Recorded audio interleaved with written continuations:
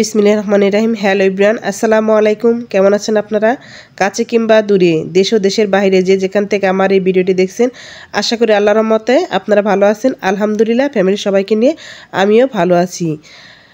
সবার প্রতি অনেক অনেক শ্রদ্ধা এবং ভালোবাসা জানিয়ে আমি আমার আজকের ভিডিওটা শুরু করলাম। পুরো ভিডিওটা দেখার অনুরোধ রইল।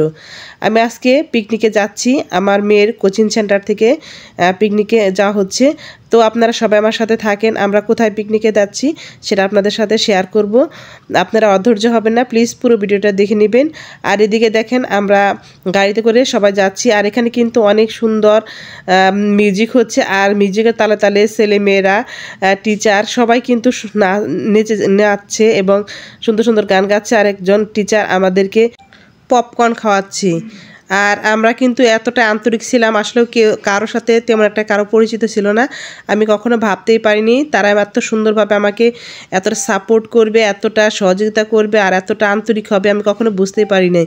আসলে সব আমার অনেক দিনের একটা শখ ছিল, আজকে ওই শখটা পূরণ হবে। আর এইদিকে দেখেন পিছনের সিটগুলোতে অনেক ছেলে মেয়ে নাচানাচি করছে, টিচাররাও সাথে নাচানাচি করছে। আসলে অন্যরকম একটা পরিবেশ, অন্যরকম একটা আনন্দ। সেখানে গার্ডিয়ান আছে, বাচ্চারা আছে, মা বাবা সবাই মিলে, টিচার সবাই মিলে একটা আনন্দের একটা স্থান, অনেক সুন্দর হয়েছে। তো এদিকে আমাদের বাসটা থামিয়েছে বেশ অনেকটা দূরে, কারণ এখানে রাস্তাটা অনেক ভাঙাচোরা, খন্ড চলছে, রাস্তার কাজ চলছে, সেজন্য আমাদের অনেক দূরে নেমে নিতে হয়েছে। আর এখানে আমরা আসছি আঁকি রেস্টুরেন্টে। এখানে আমাদের খাবারের জন্য বুকিং দেওয়া হয়েছে।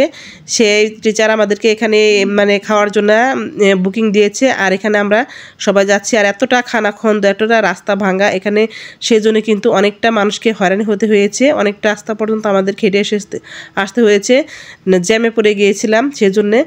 আর আমরা কিন্তু সকালবেলা 9:30 বা 35-এর মধ্যে রওনা দিয়েছিলাম। আর সকালবেলায় কিন্তু আমরা সবজি খিচুড়ি খেয়ে স্কুল থেকে সবজি খিচুড়ি খেয়ে এসেছিলাম। আর এদিকে দেখেন আমাদের খাবার ব্যবস্থা করা হয়েছে। আমার ছোট্ট সোনামণি অনেকটাই হ্যাপি, কারণ সে আজকে তার শখের একটা জায়গায় যাবে, আর এতটা সুন্দর তার অনুভূতি আসলে বলে প্রকাশ করা যাচ্ছে না। তো এইদিকে আমাদের খাবার মেনুতে আছে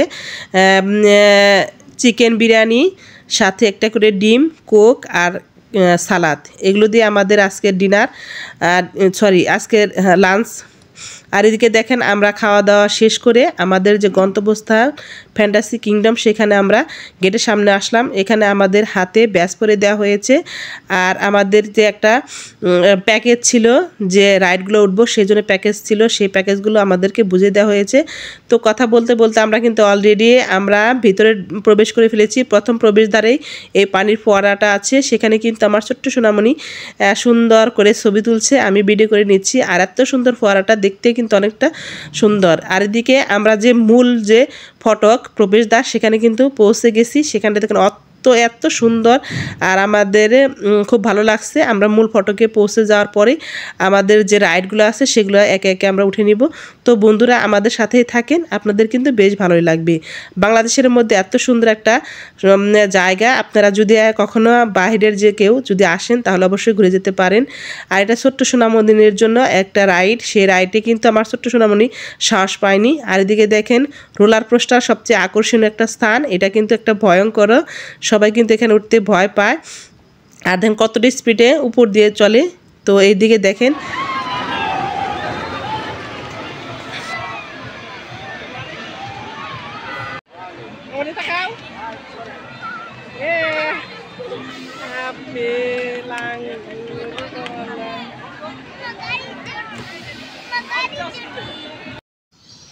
এদিকে দেখেন একটা রাইড অনেক দূর পর্যন্ত উঁচু। এটাকে জিজ্ঞেস করেছিলাম, প্রায় 7-8 তলার মতো উঁচু হবে, একটা ভাইয়া বলেছে।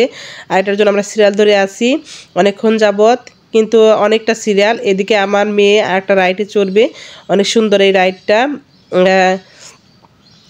আমার মেয়ের রাইডে চড়ছে, আর ওর যে ভাইয়া ছোট্ট বাবু সেটা কিন্তু অ্যালাউ হয়নি, কারণ 4 ফুট না হলে এখানে অ্যালাউ করা হয় না। সে খুবই কান্নাকাটি করছে, কিছুতে ওনাকে বোঝানো যাচ্ছে না যে না তুমি উঠতে পারবে না, অনেক কান্নাকাটি করছে। আমি বলছি যে তুমি যদি খাওয়া দাওয়া না করো, ছোটোই থাকবে, তখন আর বড় হবে না, তুমি আর রাইড উঠতে পারবে না। সেই জন্য খুব কান্নাকাটি করে বসে আছে। আর এদিকে দেখেন কত সুন্দর রাইডটা চলছে। আর এখানে সবাই কিন্তু অবশ্যই হাসবে। এই রাইডটার আমি এটা দিয়েছিলাম, সাউন্ড দিয়েছিলাম, কিন্তু দুঃখের বিষয় এই রাইডের সাথে মিউজিক হচ্ছে, আর এই মিউজিকটা যদি বাজে আমার চ্যানেল হয়তো কপিরাইট এসে পড়তে পারে, সেজন্য কিন্তু আমার মিউজিকটাকে আমি অফ করে দিয়েছি। আর আসলে প্রত্যেকটা মানুষই কিন্তু অবশ্যই হেসে দিবে, কারণ একটা আতঙ্ক, একটা ভয় আর একটু মজা সব মিলে কিন্তু অন্যরকম একটা ফিলিংস, অনেকটা সুন্দর লাগছিল, অনেকটা সুন্দর অনুভূতি।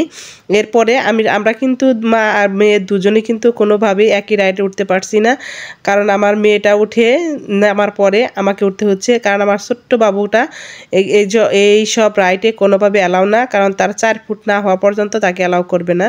এদিকে দেখেন আমাদের কাঙ্ক্ষিত যে এটা হচ্ছে মা মেয়ে এবং আমরা 3 জনে যে একটা রাইডে উঠতে পারবো, সেটা হচ্ছে এই যে এই রাইডে আমরা প্রায় কাছাকাছি চলে গেছি। আর এতটা কাছাকাছি এসে পড়ছে, আমার ছোট্ট সম্বন্ধে অনেক খুশি হয়েছে, এত উঁচুতে উঠবে, আসলে মনটাও অনেকটা আনন্দিত। আর এতটা উঁচু যে নিচের থেকে একদম মানুষজনকে একদম ছোট ছোট দেখা যায়, একদম পিঁপড়ার মতো দেখা যায়। আর এখান থেকে সমস্ত পার্কটাকে একদম আপনি দেখতে পারবেন, কোথায় কি আছে না আছে সব কিছু কিন্তু এখানে উঁচু থেকে দেখা যাবে। আমি মাঝে মাঝে ভিডিও করছি, আর আমার মেয়ে বলছে, মা তুমি অত উঁচু থেকে ভিডিও করো না, হঠাৎ করে মোবাইলটা পড়ে যেতে পারে, এটা ভাবছি, আবার একটা লোভও সামলাতে পারছি না। আর এখানে উঠে আমি আপনার ভাইয়াকে ফোন দিয়েছিলাম যে দেখো আমার কতটা সাহস, আমি উঁচুতে উঠে পড়েছি। আর এখানে উঠেই আমার অনেকটা ভালো লাগছিল, অনেকটা চিন্তা ভাবনা করছি যে এখন যদি আমি এই রাইডে না উঠি হয়তো জীবন আর কোনোক্ষণও ওঠা হবে না, কারণ বয়সের সময় হয়ে যাবে, হার্টের সমস্যা হয়ে যাবে, তখন এলাও হব না, নিজের মধ্যে কনফিডেন্সটা কমে যাবে। এইটাই সুযোগ, এইবারই উঠাই সব কিছুতে সুযোগ, তা না হলে আর পরবর্তীতে ওঠা সম্ভব হবে না। এদিকে দেখেন আমার ছোট্ট সোনামণি বারবার বলছিল সে গায়ে তুলবে, আর এখানে দেখলাম যে ওর চেয়ে ছোটো আর কোনো বাচ্চা নেই, তারপরে ওকে উঠিয়ে দিলাম।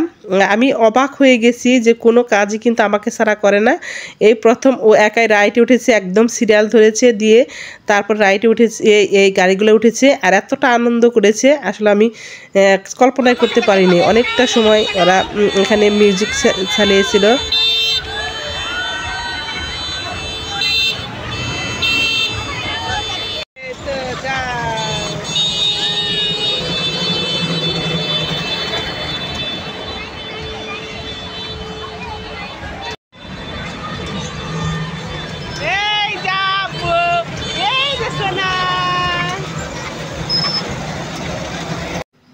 আমার ছোট্ট সোনামণি যে এতটা আনন্দ করবে আমি আসলে কল্পনা করতে পারিনি, খুব ভালো লাগছে অনুভূতি। এই যে আমি ডেকেছি এই যে দেখেন আমার আব্বুটা সবচেয়ে ছোট, এখানে যে বেবিগুলো আছে তার মধ্যে সবচেয়ে ছোট, একটা যে সাথে একটা ছেলে ছিল, সে অনেকটা ওকে হেল্প করেছে, বলেছে এইভাবে চাপ দিতে হয়, এইভাবে গাড়ির ঘোরাতে হয় এরকম বলেছে। আর আমাদের কিন্তু ভিতরে অ্যালাও না, আমরা কিন্তু ওখানে যেতেই পারছিলাম না, কোনো অবস্থাতে আমাদের অ্যালাউ হচ্ছিল না, আমরা কিন্তু বাইরে সিরিয়াল ধরে আছি। আর দেখেন কত বাবা মা যে সিরিয়াল ধরে আছে বলার শেষ নেই। আর দেখা যাচ্ছে যে একটা রাইডে ওঠার জন্য আমাদেরকে কিন্তু অনেক অনেক দূর পর্যন্ত সিরিয়াল ধরতে হয়েছে। আর এদিকে দেখেন আমরা এখন আমি আর আমার ছোট্ট সোনামণি ট্রেনে উঠেছি, রেলে। এই রেলে উঠে উঠে ঝকঝক করে আমরা সারা এটা দেখতে পারছি, পার্কের চারিদিকে ঘোরা যায় এই রেলের মাধ্যমে। রেলে উঠেই ট্রেনে উঠেই আপনারা কিন্তু পার্কের কোন জায়গায় কী আছে সব কিছু দেখতে পারবেন, অনেকটা এলাকা জুড়েই পার্কটা, আর আশেপাশে যাগুলো আছে সব কিছু দেখা যাচ্ছে। আমার ছোট্ট সোনামণি সবচেয়ে বেশি কান্না করছে ওর বোনের জন্য, ভাবছে যে ওর বোনকে রেখে আমরা রেলগাড়িতে করে অন্য জায়গায় চলে যাচ্ছি, খুব কানাকাটি করছে বোনের জন্য, ওর অনেকটা মায়া, অনেকটা আনন্দ। আর এদিকে দেখেন সব কিছু কিন্তু দেখা যাচ্ছে, এখানে আছে সুইমিং করার জন্য বোট আছে, এখানে অনেক সুন্দর সুন্দর দৃশ্যগুলো আমরা দেখতে পাচ্ছি। আর এখানে কি কি আছে বা পরবর্তীতে কোন কোন রাইডে আমরা চড়তে পারবো সেগুলো কিন্তু আমরা এখান থেকে দেখে নিতে পারছি। আর এত সুন্দর একটা পরিবেশ, একদম শুনশান, কোনো ঝামেলা নেই, একদম নিরাপত্তার সাথে আপনারা যখন তখন এখানে আসতে পারবেন। আর এই যে রাইডগুলো একের পর দেখা যাচ্ছে, এদিকে আমরা চারিদিকে কিন্তু সব কিছু ঘুরে ঘুরে দেখতে পারছি। আর কখন কোন রাইডের উপর সেটা কিন্তু আমাদের জন্য আর একটু সুবিধা হয়ে গেছে, কারণ এক জায়গা থেকে আসলে তো সবসময় বোঝা যায় না। আর আমি এখন যে রাইডটায় উঠবো সেটা কিন্তু আমি যে নতুন জামা বানিয়েছি সেই জামা পরেই কিন্তু আসছি এখানে। এই যে আমার পা দেখা যাচ্ছে, দেখতে পাচ্ছেন আপনারা, আমি রাইডে কিন্তু অলরেডি উঠে পড়েছি। আর আমি এখানে ওই যে আমি কাপড়টাকে ঠিক করে নিচ্ছি, এটা আমি আর সুন্দর করে কাপড় ঠিক করে নিয়ে আমি কিন্তু রাইডে উঠে নিয়েছি। আর আমাকে অনেকটাই ভালো লাগছে, কারণ আসলেও এই বয়সে যদি না উঠি আর কখনো হয়তো ওঠা হবে না। তো আপনারা দেখেন আমাদের যে রাইডে উঠেছি কেমন করে আমরা উপভোগ করলাম, আপনারা আমাদের সাথে উপভোগ করেন।